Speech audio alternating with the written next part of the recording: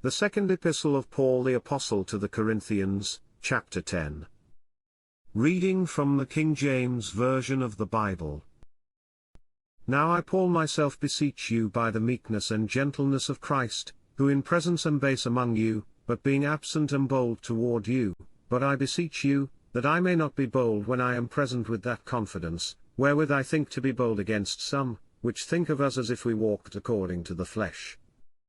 For though we walk in the flesh, we do not war after the flesh, for the weapons of our warfare are not carnal, but mighty through God to the pulling down of strongholds, casting down imaginations, and every high thing that exalteth itself against the knowledge of God, and bringing into captivity every thought to the obedience of Christ, and having in a readiness to revenge all disobedience, when your obedience is fulfilled. Do ye look on things after the outward appearance?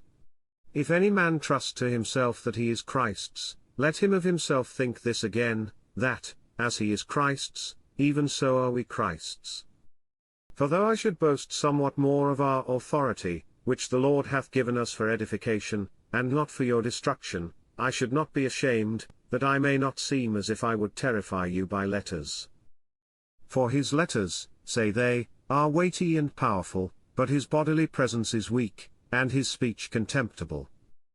Let such an one think this, that, such as we are in word by letters when we are absent, such will we be also in deed when we are present.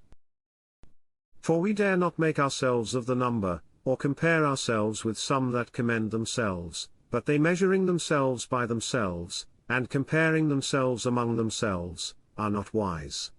But we will not boast of things without our measure, but according to the measure of the rule which God hath distributed to us, a measure to reach even unto you. For we stretch not ourselves beyond our measure, as though we reached not unto you, for we are come as far as to you also in preaching the gospel of Christ. Not boasting of things without our measure, that is, of other men's labors, but having hope, when your faith is increased, that we shall be enlarged by you according to our rule abundantly, to preach the gospel in the regions beyond you, and not to boast in another man's line of things made ready to our hand. But he that glorieth, let him glory in the Lord. For not he that commendeth himself is approved, but whom the Lord commendeth. This concludes the second epistle of Paul the Apostle to the Corinthians, chapter 10. God bless you with love and abundance.